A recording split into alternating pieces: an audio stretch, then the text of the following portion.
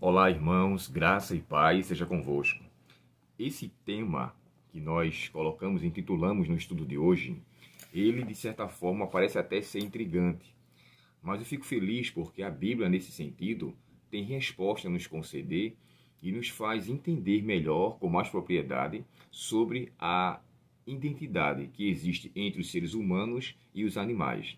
Porém, eu não posso deixar de passar despercebido o resumo da lição de sexta-feira, quando o autor colocou aqui, através de sigla, né, o EQM, ou Experiência Quase Morte. Vocês lembram que quando Jesus, uma certa vez, ele curou ou ele ressuscitou a filha de Jairo, e ele chegou até ela e disse assim: olha, não chore, que a menina não está morta, porém ela dorme. Quando ele chega a dizer que ela dorme, e ele vai até ela e ressuscita, muitos naquele período até então, e isso eu falo à luz do livro chamado O Desejado de Todas as Nações, falam que ela na verdade não estava morta, mas estava em uma condição de desacordada, ou simplesmente o coração parou de bater. É semelhante a esse ponto que está aqui. Jesus ressuscita e ele sabia, na verdade, que ela estava morta, mas eles acreditavam que ela estava, na verdade, em uma condição não de morte real, de morte generalizada, de morte completa, mas uma suposta experiência de quase morte. É por essa razão, e aí o mesmo referente livro que eu citei, O Desejado de Todas as Nações, chega a descrever que foi por essa causa que Jesus deixou com que Lázaro passasse 4 dias, porque aí não tinha como dizer que ele não estava quase morto, que ele estava literalmente morto. E essa talvez, humanamente falando, tenha sido a maior ressurreição de Cristo, ou a única, que ele trouxe de volta à vida aquele que já estava cheirando mal. Porque quando Jesus chega até eles, né, e a sua própria irmã fala assim: Senhor, já cheira mal, porque já fazem 4 dias. E ele usou a mesma expressão: eu vou ressuscitar meu amigo Lázaro, vou acordá-lo, porque ele está dormindo. Para Jesus, irmãos, a morte de fato é um sono. Jesus vai até Lázaro, até a sua tumba, pede para que tirem a pedra, e ele pede para que ele saia. Levando em consideração agora, na verdade, ele evidencia que ele estava morto, porque já fazia 4 dias. Nenhuma pessoa poderia estar quase morta, com mau cheiro, com a carne já em estado de putrefação. E Jesus fez isso para dar a eles a certeza, a convicção de que Jesus, na verdade, de que Lázaro, na verdade, estava morto e agora ele trouxe de volta à vida. E é curioso, né? Para aqueles que acreditam que a pessoa está em estado de quase morte, porque, na verdade, Lázaro não trouxe nenhuma experiência sobre o que ele tinha vivenciado, supostamente, fora daquele momento. Se ele passou 4 dias, ele podia ter dito experiências, porque pela fé e pela vida que o Lázaro vivia, ele podia estar falando que estava no céu, que estava em algum lugar glorioso, que estava diante de uma situação favorável. A Bíblia não fala nada em relação a isso. A Bíblia não dá descrição e nenhum comentário posterior que seja sério, biblicamente falando, ou nenhum historiador sério, dá evidência de que Lázaro dá descrição sobre a sua vida ou a sua suposta vida após a morte. Isso então é silenciado. Lázaro não passa por nenhuma experiência em sua morte e ali silencia-se tudo. Então essa questão que aqui o autor menciona, né, das experiências de quase morte, é de fato descartado na ressurreição de Lázaro. Agora me deixa aqui falar para vocês sobre 2 textos. O primeiro está no livro de Gênesis, no capítulo 2 e o verso 19. Olha só, Gênesis capítulo 2 e o verso 19 diz assim, ó: sendo assim, o Senhor modelou do solo, e aqui eu estou lendo a nova versão King James, atualizada. Sendo assim, o Senhor modelou do solo todos os animais selvagens e todas as aves do céu, e em seguida os trouxe à terra, os trouxe à presença do homem, para ver como esse lhe chamaria.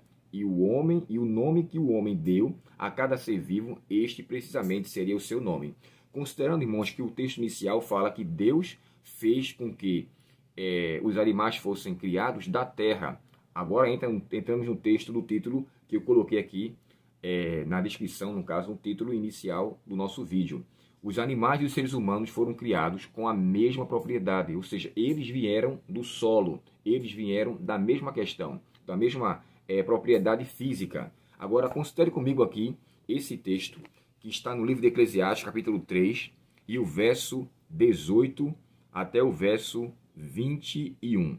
Diz assim, ó: quanto à humanidade, penso assim: Deus prova os homens para que percebam que são tão mortais quanto os animais. Porquanto a sorte do ser humano e a do animal é idêntica. Como morre um, assim morre o outro. E ambos têm o mesmo espírito, ou seja, o mesmo fôlego de vida. Isso aqui está no mesmo texto, tá? O mesmo fôlego de vida. De fato, o ser humano não tem vantagem alguma sobre os animais. E assim, tudo não passa de uma grande ilusão. Tudo e todos se dirigem para o mesmo lugar. Aqui tudo e todos são os animais e os seres humanos. Tudo vem do pó e do pó tudo irá retorná-lo. Quem pode afirmar que o alento do espírito humano sobe às alturas e que o fôlego do animal desce à terra? Aqui ele está dizendo com clareza, todos, tanto os seres humanos como os animais, têm espírito no sentido de fôlego de vida, aquilo que Deus soprou. E eu acho interessante é o texto na Bíblia de Jerusalém, quando fala assim, e Deus insuflou em seu nariz, falando da criação de Adão, e ele passou a se tornar uma alma, não que ele tenha uma alma. O homem passou a ser um ser vivo. Os animais, irmãos, embora tivessem sido criados pela palavra de Deus, ele tem a mesma propriedade que os seres humanos têm. Claro que com a diferença de que para os seres humanos há escolha entre salvação e perdição. E Cristo veio morrer para o ser humano, ou por causa do ser humano.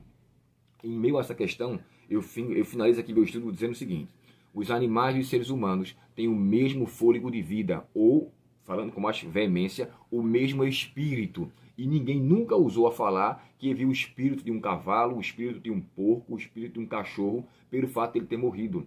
Eu já tive aqui 3 cachorros e eu perdi os 3, né? Os animais que a gente perdeu era muito íntimo nosso. E eu nunca vi alguém chegar a descrever que o espírito desse animal voltou. Na verdade, o fôlego de vida deles, por terem sido doados por Deus, dado por Deus, ele volta para Deus.